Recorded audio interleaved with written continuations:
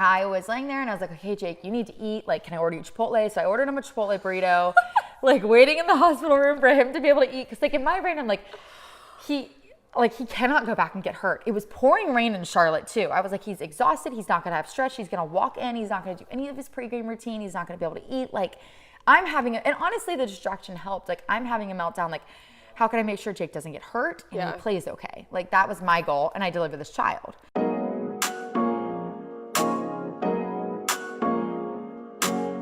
We're back. Hey, what's up, everybody? My name is Maria Martin, and I'm a sports reporter, anchor, and host at 11 Alive in Atlanta. And if you need a little bit of a refresher, because it's been a minute since we've done this podcast, I'm a coach's wife. And so my passion behind this podcast was giving you an inside look at what the lives of the spouses are behind your favorite athletes, coaches, whatever you want to talk about, we are talking to them. It's such a cool concept, and I was so excited when we started it that it made so much sense to me to go ahead and launch a season 2. And there is no one else I would rather do it with than Meggi Matthews. She is our first episode. The relaunch had to be Meggi. Her and I are actually friends outside of this episode and outside of daily life of seeing her at Falcons games. We've been friends for a minute, so was super excited when she wanted to come back on, because remember, she was an episode last season. So now this season, life looks so much different for Meggi, and I love talking to her and Jake because they are two really humble, incredible people who are super busy. So I'm very grateful that she took some time out of her very busy schedule. She's got a little one running around now. And if you remember, there was a viral moment that Meggi had whenever she gave birth to their first baby boy. We're going to talk all about that in this episode. And she's really going to tell you the actual story, not just what you saw on Twitter, but exactly how it went down from beginning to end. It is such a fun episode. Welcome, Meggi Matthews, and this is Married to the Game. All right, so last time that we talked, life was really different for you. I wasn't even pregnant yet, I don't think. I don't think you were. I was trying to think before we started talking about this. Like, were you pregnant? Were you not? I don't think you were. Gosh, when would that have been? No, I don't think I was yet. I think that was right after the season ended, right? Yeah, so I don't think I was yet. Oh my gosh. No, or at least we had no clue, at least. maybe that was part of it. Yeah. But now you have a baby. I do. Becca is amazing. He is. How has life changed since you guys have brought a baby into the picture? Oh my goodness. Amazing, but obviously so much work. Yeah. Adjustments all around. Yeah. We kind of just got thrown into it because he was born in the season, so we didn't really have a choice. It was like, oh, well, you're just going to have to kind of run with it, right, and figure it out as you go. So many adjustments for Jake, obviously being in season. Yeah. He just kind of had to go along to get along. It was like, is this baby going to wake me up while I'm asleep and I have to go practice the next day? Yeah. Kind of thing. So we figured it out. It actually went really well. I think more of the adjustments have come now as we've been in camp for 6 weeks. And as you know, they're in the dorms for 3 weeks where they're gone. Which that's not the case for every NFL team. But No. the Falcons, they do. They stay. Yes, they stay. So, and the first year we were together, they didn't stay because of COVID. The second year, I think they did stay. I may be mistaking. But they did stay this year. A little bit, but I have my family here, so I have plenty of help with him. But still, nice. You know, all day, all night long. Yeah. With a 7-month-old that has decided, or I guess he was 8 months old at the time, pulling up on things and standing and crawling. You're like, holy crap, this is when before like you become kind of a single mom for a couple weeks out of, you know, camp, you really do. And then obviously when they finally do get to come home, they're exhausted. So it's not like, you know, hey, can you do this? Hey, can you do that? So it's a lot of adjustments of just figuring out roles during the season. Yeah, I feel like that's a huge balance too for everybody that a lot of people don't talk about, is that during football season, they're so busy, whether it be a coach or a player or whatever, you don't really want to put extra on them whenever they come home. So what is that like with a newborn trying to navigate Jake in season? I mean, that's probably very difficult. Harder than you want to admit, I'm sure. Definitely harder. We had like a kind of rotating family come in for 4 weeks at first, but my kind of goal, which I joke the next baby we're having will not be in season for many, many reasons. But I know when you told me you were pregnant when you were due, I was like, I'm going to be praying for you, girl. In November. I was like, well, technically it's supposed to be due in December. Right. And when we found out, the bye week was supposed to be literally like 2 days after my due date the bye week was supposed to start. So we were like, oh, we're going to be great. We're going to be fine. And obviously much different plans occurred. Can't wait to talk about that, but keep going. So yeah, it was, you know what, if it happened again, we figured it out, it'll be fine. But like kind of back to a newborn in the season, I would feed him, change him, do what I could. And I will give it to Jake. He was up, he was changing him, he was doing all the things. And luckily we did have the weekend because he was born on obviously Thursday night, and they played Thursday night. So we had the weekend off to kind of like acclimate and figure out what was going on. But really it would just be Jake coming home and napping with him and getting to, because they really do sleep so much. So if I wasn't feeding or something like that, they would just nap together and lay together. I think that was probably Jake's like favorite thing. And then Jake, from the beginning, has always been the nap time, or not nap time, excuse me, the bath time guy. Yeah, I'm thinking of napping, but the bath time guy. So he does bath and bed kind of routine and still does that now. Obviously, when he was little, it's a little bit different. But now he'll come home and do the bath. And sometimes I'll get the, hey, let's tag team it tonight, where he just gets to do the fun bath part, and then I get to do the lotion and the pajamas and the bending over because he's a little bit exhausted from practice. But we got a good routine down.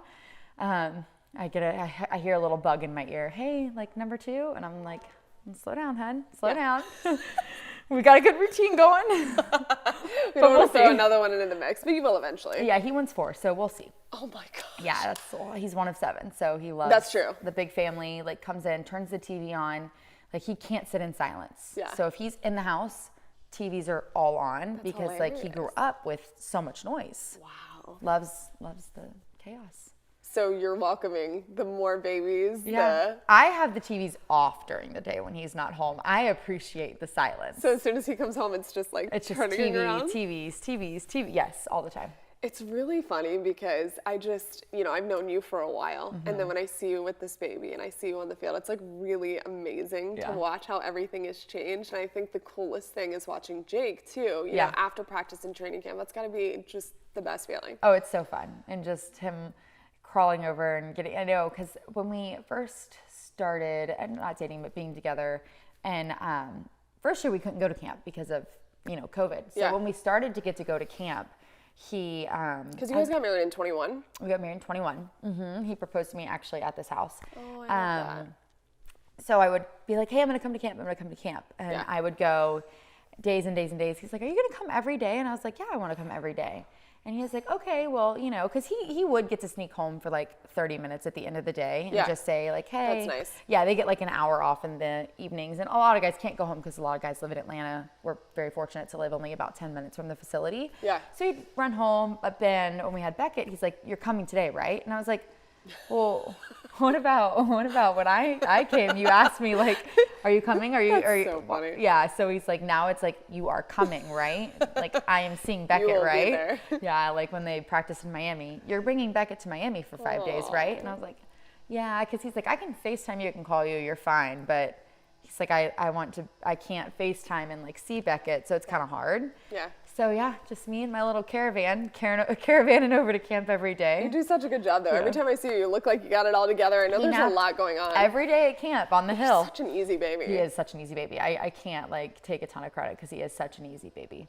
He's so happy all the time. How great has it been to have other coaches' wives and players' wives who a lot of them are moms too. I'm sure it's a nice kind of sorority that you guys have. It is, and it's we are so spread out, which so it's like it is kind of cool because like I'll go down to Atlanta and I'll see like some of the girls in Atlanta, or I'll go over to like Brazelton area and see a bunch of girls in the Brazelton area. So it's really fun having like pockets of everybody, and you have so many different ages. We have like older kids, like our offensive line coaches' kids are a little bit older, Hudson and Jordan, and they're the sweetest kids. They would come to camp, and Hudson, I think he's in 4th grade, is just obsessed with Beckett. So at camp, Hudson would be holding Beckett and playing with Beckett, and so I would be calling Meredith, I need you to bring your kids to camp. Like, they're my babysitters. Please bring them. So, no, we have an awesome community, and then a couple of the coaches' wives have kids. I think there's a little girl that's about a month or 2 younger than Beckett, and so they get to like roll around and play with each other. So it is really nice, and Yeah, it's funny. Sometimes you think about not waking Jake up in the middle of the night if you have some kind of like, not dire emergency, but enough of something that you need somebody and you would call one of them. Yeah. I've talked to a couple of our coaches' wives who've been like, yeah, I've had to call other coaches' wives in the middle of the night because I had X, Y, and Z happen, had to take my kid to urgent care, and I had no one to stay with my child at, midnight. Yeah. So I definitely think we're all definitely there for each other, but when you start mixing in kids, it's like, absolutely, I'll jump in anytime you need me. Yeah, you lean on other people. Yeah, because you know how hard it is yourself too. Yeah. So it's a very good backbone to have, and luckily I have my family really close too. Yeah, that's super nice. All right, you said it's hard. Let's talk about having a baby in the middle of football season, because that was not easy. I remember, I'm sure everybody was coming up to you like, this baby is due in football season, and you're balancing trying to not be anxious about it and trying to not overthink. It's going to happen when it's going to happen. Every time I would see you, it would be like, look, this baby's coming one way or another. Something's happening, yes. But as you're getting closer to the due date, are you thinking, please don't be on a game day? Yes, so every game, we got to a point, the last 6 weeks of my pregnancy, I was swelling. My blood pressure was raising a little bit. Because you go to every game at home for sure, and you go to some road games too. I do, yes. So obviously at a certain week, I couldn't travel anymore, outside of the state. Sure. So we got to that point, and I actually joked about going to the Carolina game. A couple of girls were going, and I was like, maybe I'll go to the Carolina game. It's just a drive. I've got 4 more weeks. Everything's done. Maybe we'll just go. So the week before, I remember going to the game, and we had this not protocol, but rule in place that I was entering through the lower part of the stadium. I was trying to stay on because I have a huge belly, walking through the crowds, elbows, people going nuts. I was okay, what's the best way to get in and out of these games and get to go to the game and not lose my mind? So I would get in the game, get to my seat, I'd be good. I'd have 5 people sitting with me trying to okay, just keep you calm. And I remember it was the Sunday before I think we had a home game, and it was such a close game because I think 7 of our games last year were within one touchdown. Yep. So I'm sitting there, and every single game is a nail biter. So everyone's which is great just for your stay calm. pregnancy. It's amazing. Stay calm. You're not going to go into labor. You're not going to go into labor. And in our family chat, it would just be a joke. Are you in labor yet? Is this game putting you in labor? And I was like, I mean, practically. So then we would get home. I would get on the couch, elevate the feet, be so swollen. Yeah. Jake would be probably elevated over on the other side with me. We're both just struggling. And and then my blood pressure was raising a little bit just because I'd never had weight on, obviously 30 pounds of a baby. Yeah. My blood pressure was kind of creeping up. So they were already keeping an eye on that, because if you get to a certain point of it being too high, then you have to immediately induce. So I was like, okay, just lay low. So then we got to, that week before, I went to the doctor, and they were like, hey, you're 2 centimeters dilated and 80% effaced. And I'm so sorry for all the men watching. You probably don't want to, know the details, but it's very important details. Because anybody who's had a child will be like, okay, wow, you're really getting close. Yeah. So I called my mother-in-law that day, and she was like, oh my gosh, you're going to have this baby soon. And I was like, no, I'm not. And she was like, yeah, you are. She goes, so this was 4 weeks before your due date? This was 4 weeks before my due date. Okay. And some people I was at 35 weeks and 3 days when I went to that appointment, and I was already 2 centimeters dilated. So, and some people can stay like that for weeks, but I am relatively active, and I had been walking my entire pregnancy. So my doctor said, do not walk the week of the Thursday night game. We need to get you past the Thursday night game. Sunday, they were going to induce me at 37 weeks because my blood pressure was just kind of at that point. They knew he was a big baby. So they were like, let's just get you to the Sunday. We'll induce you Sunday. That was the earliest they could induce me. They couldn't even induce me Friday. That was the earliest they could. And then Jake would have off Monday, Tuesday. He'd back at practice Wednesday. I was like, perfect. We're doing great.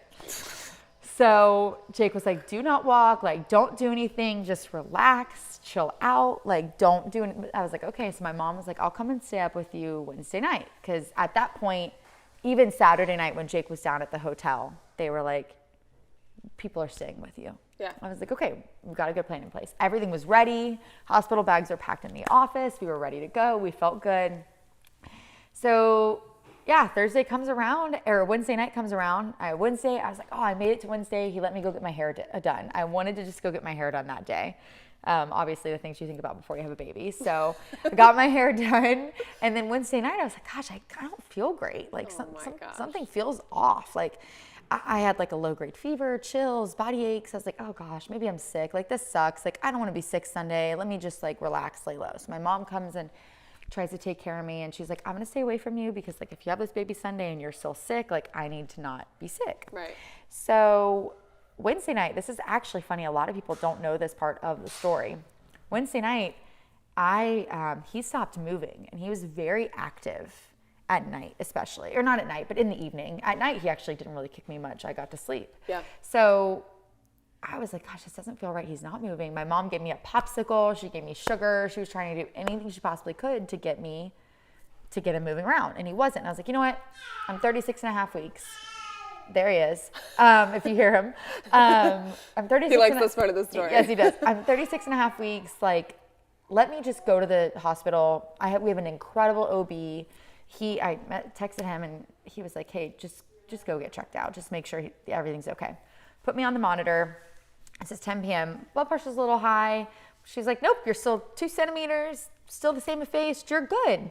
It's like 11 p.m. And I told the nurse the exact scenario we were in. I was like, I cannot go into labor tonight. There is literally a game tomorrow. Like I cannot do it. And at 11 p.m., Jake called me to say goodnight because it was an 8 p.m. game. So obviously he didn't know what was going on. No clue. So I'm sitting in the hospital bed and I was like, good night, honey. I love you. Oh my gosh. And he has and he has my location. So I'm really amazed he didn't like look. He had no idea I went to the hospital. Not one clue. Even when I called him the next morning and told him I was in labor, he still had no idea I went to the hospital the night before. But they watched me for a little bit. They were like, you're fine. Just like go home, take a Tylenol, and go to bed. And I was like, okay. So I took a Tylenol, fell asleep. And then at like 4 a.m., I was like, holy crap. Like my back is really hurting. Like I was like almost like in a fetal position because my back was aching so bad. I was like, gosh, do I have COVID? Like, do I have the flu? Like, what's going on? So I called my mom up and she was like, have you timed them? And I actually saw the contraction timer on my phone and it was really funny because you can see the intervals. And I was like, yeah, but it's like 5 minutes and then 7 minutes and then 8 minutes and then 5 minutes. And she was like, I was like, maybe it's just body aches coming and going. And she's like, I don't know. And my mom had incredibly fast labors. Like she got to the hospital with me at 7, had me at 7:30, like wow. 27, like 25 minutes getting to the hospital, she would have me. So she's like, let's just watch you. So I walk around, and I would get, I guess, a contraction. I would like fall to like my hands and knees, scream, get back up and go start my laundry. She's like, no, you're in labor. She's like, body aches aren't like that. Like you're in labor. And I was like, okay. What do we do? And so I watched the Ring doorbell footage and at like 5:30, 6 o'clock, it's just her and I scurrying out, packing the car. I'm not really doing much. I'm just standing there like I'm going to die. And I am laying in the 3rd row of the car because I have bucket seats and I needed to lay. And I'm sticking my head out the window like a dog and I'm screaming. I'm like, I'm miserable. And so I get there.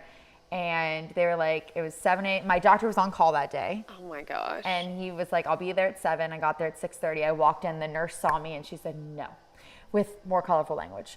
And she was the same nurse who took care of me earlier. And I was like, yep.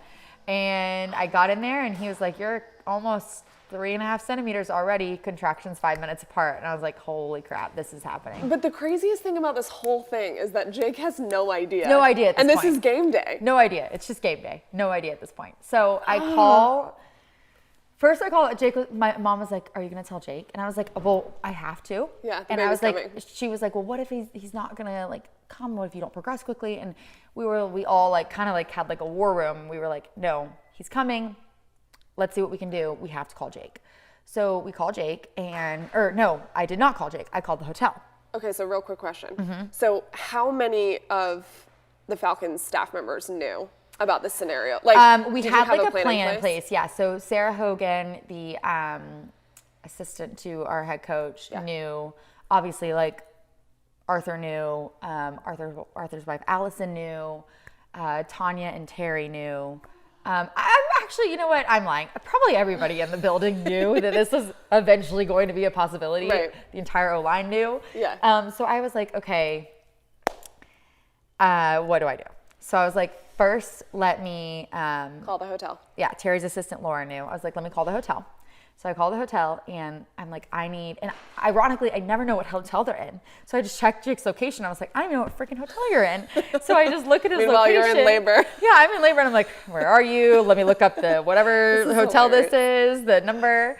So I call the lobby at 6 a.m. Head person. And I was like, hey, I need to get to Jake Matthews' room. Because at this point, I had called his phone like 5 times. He didn't answer. Yeah. And he doesn't sleep with the ringer on, so I figured. And so he was like, ma'am, I can't give you that information. And I said, dude, I am in labor. You need to get me to his room. And I tried to say it as calmly and as nicely as I could, and it did not come out as well as I intended. Okay. And he was like, well, I can call his room, and that's about all I can do. Oh my gosh. And I was like, okay. He couldn't connect me. So then I hang up, wait for that to happen, and then I call Tanya. And I'm sure Tanya knew at 7 a.m. when I called her, this is not good. I'm sure. But I knew she was awake. She has 4 kids. So Yeah. I call her and I was like, yep, I'm in labor. And she goes, oh my gosh. And I was like, can you go tell your husband, who's my husband's GM, that his wife's in labor, and like go knock on his hotel room door? I was like, as awkward as that one is. I don't have another option. I don't have another option. And what's so ironic is there was a veterans baby shower that day for the team to go volunteer at, the girls. And I was like signed up to go. My mom was going to go with me. Like it was going to be so fun. And that didn't happen. And so, yeah, Terry, and I think Terry did not actually go knock on his door, but obviously Tanya called Terry, let him know what was going on. I had texted Sarah Hogan. I was like, I'm apologizing. I'm so sorry to wake you up, but I'm in labor. I'm really sorry to bother you. I feel awful I think I apologized 50 times to everybody. Everyone's like, you can't like control this. Yeah, I was there's like, nothing I know, but I that feel you so can do. bad. That's funny.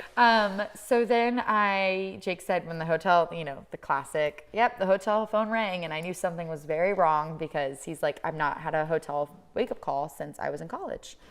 And at that point he called me, and I will probably embarrass him to tell him that, I think the emotions may have overcome him in the moment when he called me because he didn't know what to do. Yeah, I'm he sure. was like, I don't know what to do. And I've seen so many people on Twitter and social media and things I shouldn't be reading. It's like, he should have stayed with her. This is ridiculous. But people don't know. I was telling him, no, go. Like, I was an athlete. Like, I'm a competitor. I understand. You've worked 9 seasons for this streak. I'm not going to, just, I'm okay. I can do this. Well, we'll be fine. We're going to figure this out.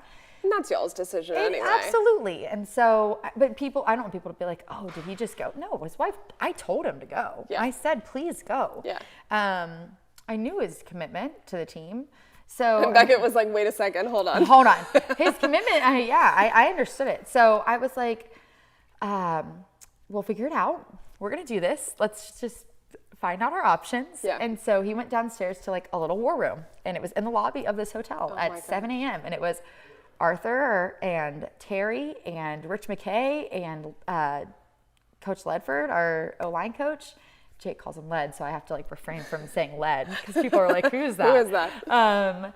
And I'm sure a handful of other people that I'm forgetting that I need to thank. I think I've thanked everybody at some point. Please, thank you so much for getting my husband to me. A lot of people made it happen. A lot of people made that happen. And so they had a plane to try to get him to me, and they didn't have a crew to fly the plane. This is my favorite part of the story. And so they said to Jake, hey, you're gonna have to drive.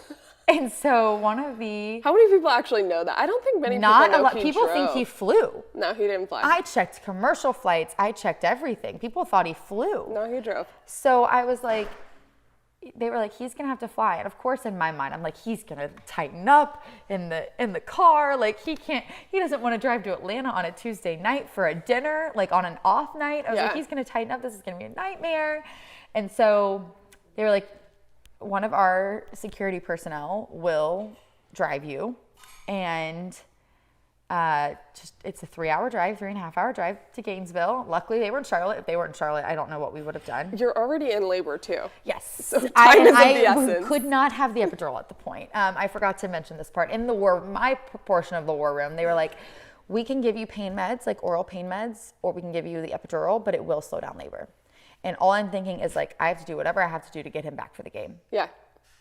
Like, what do I have to do? So Yeah. they were like, you're going to have to labor naturally. And I was like, great. Wow. Until we can give you the epidural, which comes a bit later. So Jake gets in the car, and they were kind of waiting to see like, oh, can we get a crew? Can we get a crew? What can we do? And Art looked at him and was like, you got to make a decision. Like, you got to go. We'll figure out the rest later. Yeah. If you're going to go. And Jake's like, all right, let's go. So he gets in the car at like 8:30, and he's like, I'll see you at like noon. Because he didn't get in the car. So he told him that. Yeah. He was like, I'm going to be back. Oh, I mean, I think it was like common knowledge that he was going to come back. I knew it was common knowledge he was going back. So I was like, okay. So he gets in the car, he's driving.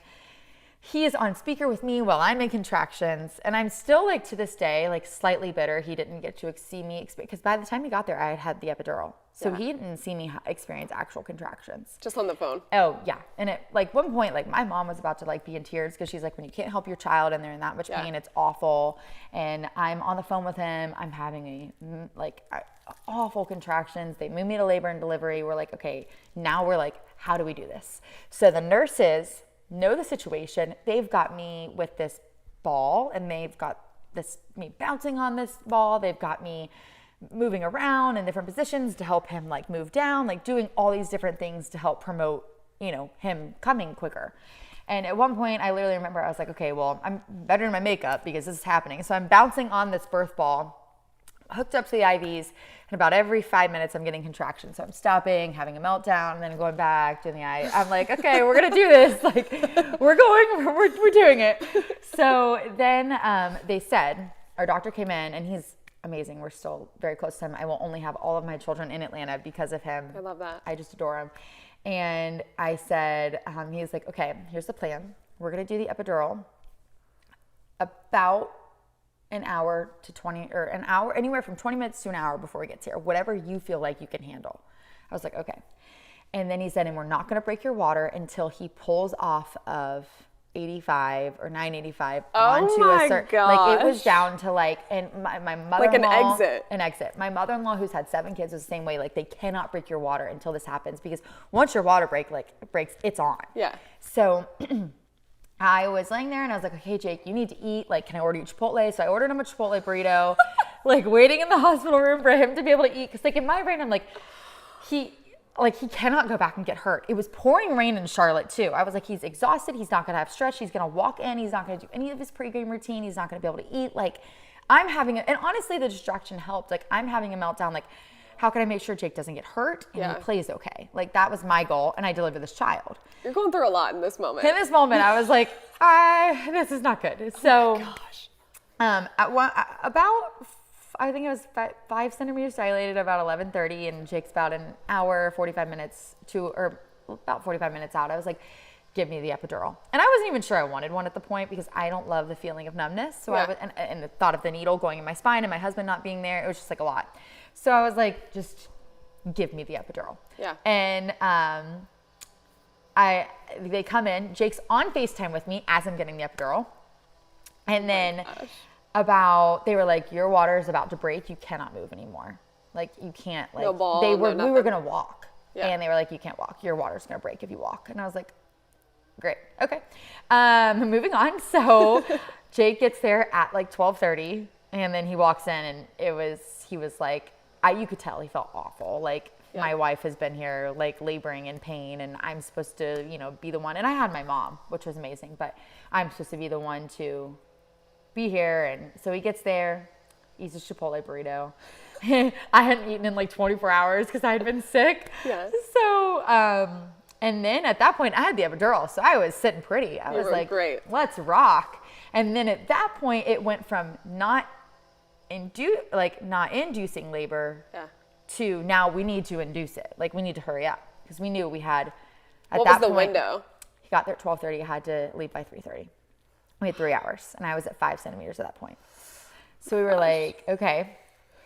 And it's so funny. A couple of the guys, like the O-linemen, were texting my parent, because one of the guys, he went to college with Jake, and so he knew my parents because he had come around a good bit, and was texting my dad, What's the update? What's the update? And I was like, oh my gosh. That's so sweet. My dad's like, I am in the waiting room. Please leave me alone.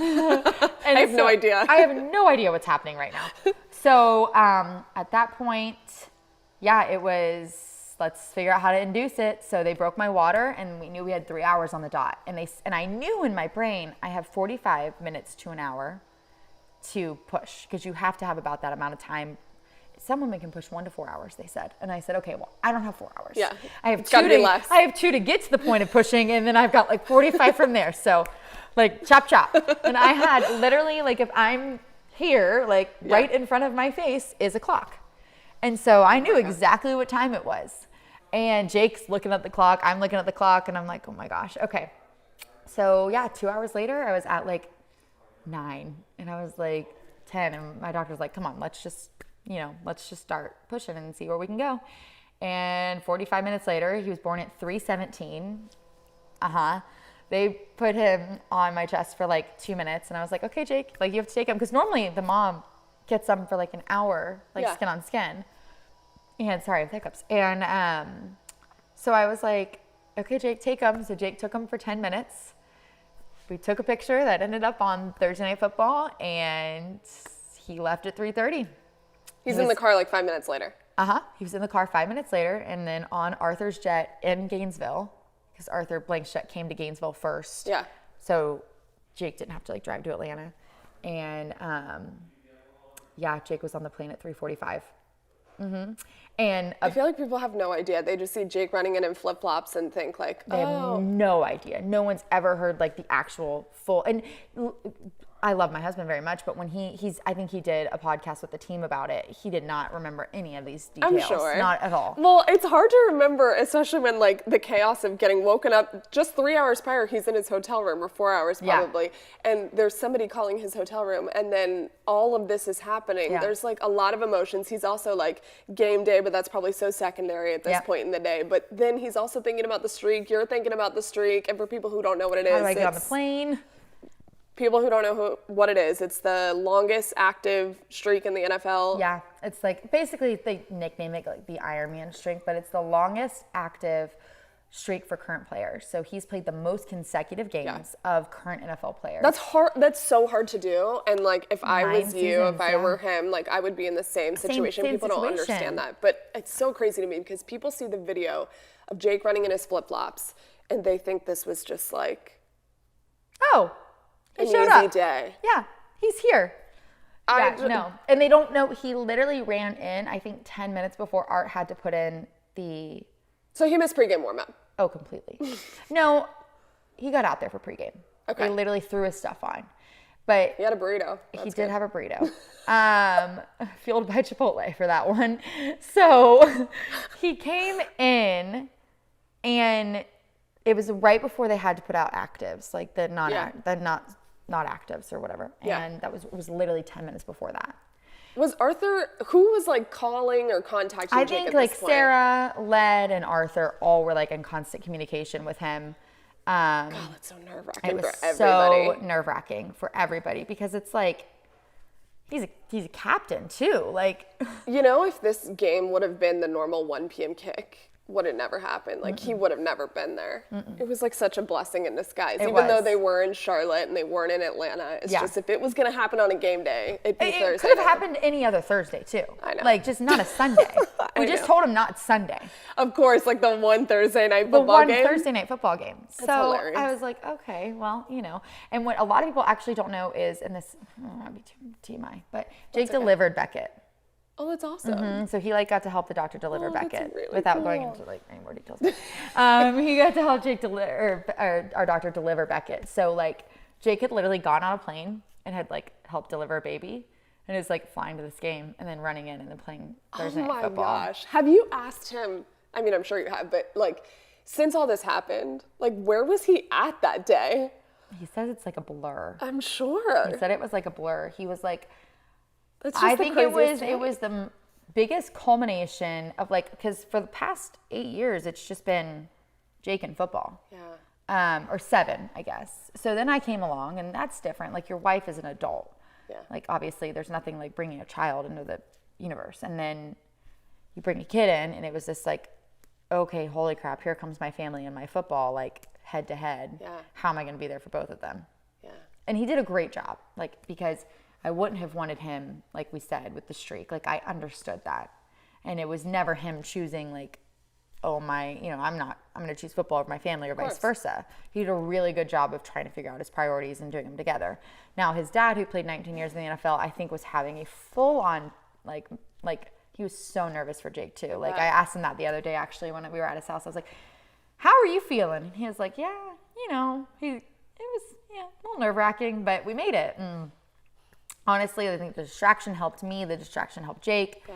He jogged in, played in pouring rain, and it was cold that game. And then he flew back with the team, asked me if he could go get a couple of hours of sleep at home after the game. And I was like, I have tired. been awake 24 hours.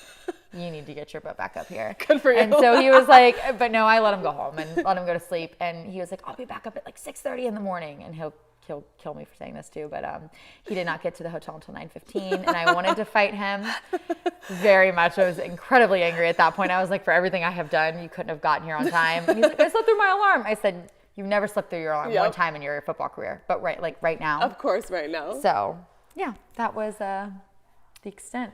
Oh my gosh, it's just but the no one craziest knows story. like the whole extent of the story. Like it was so detailed and like so many moving pieces. And then when he jogged in, obviously in the infamous flip-flops, I'll never hear the end of those flip-flops. The sliders. I literally want to frame them. I'm like, those need to be framed in Beckett's like room, like the infamous flip-flops. It's funny because I saw the video, and I think because I know you and I've known you for a long time, I'm thinking to myself like, yeah, okay, it's great, Jake's running in there, but like Meggi's got to be just having the craziest day of her life. I held Beckett. Okay, well, yeah, it was crazy because I'm a psycho about games. Like I was a sports reporter. That's how we met each other in Alabama. So I was in, Jake will never let me live down that I worked at Alabama too because he's an Aggie. So when I was in Alabama, like obviously football, like I get it. Yeah. And I lost my train of thought completely. That's what the heck were we talking about? I just said you were having the craziest day of your life. Okay, so that's what I was saying. So like, so football, I've been like the biggest sports fan since I was younger. So I get so into games. Like I'm so aggressive about games. Like people know you don't talk to me during like an offensive drive. Yeah. My mom joked about Beckett this year. Like she was like, oh, I'm so excited to come to games. I was like, yeah. And you can like, he will hang out with you during offensive drives. Like I watch every play of Jake's like detailed. Like, yeah. Oh, I know. And that might just be like my own, love for the game. But like now that my husband's in it, like I'm into it. So they had to take him because he was actually preemie. Yeah. And he was 6 pounds, 3.5 weeks early. So like, I don't want to know what he would have been 3.5 weeks later. He was a big baby. He would have been a big baby. Yeah. So since he was a preemie, they had to take him to something called a transition nursery. He didn't have to go to the NICU because he looked good, but they have to go for 2 hours to be just like watched. Yeah. So at that point, like, yeah, that was the weird part too.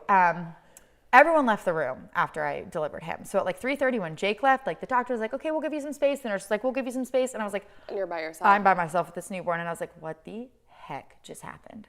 I know. I remember you said you looked at the screen and Jake was playing football and you were just like in a twilight zone. It was like a fever dream. To this day, I was like, this is a fever dream. Like, why am I holding this baby? That's wild and to this me. Person is on TV and he was just here. And this is this baby's father. I was like, this is like, that like gif with the guy with all the numbers around his head. Yes. That was me. I was like, what just happened? Oh my gosh. So yeah, and then they moved him to the transition nursery for 2 hours. So they took him away from me, and I was like, oh. You're by yourself. And then they had to wheel me to.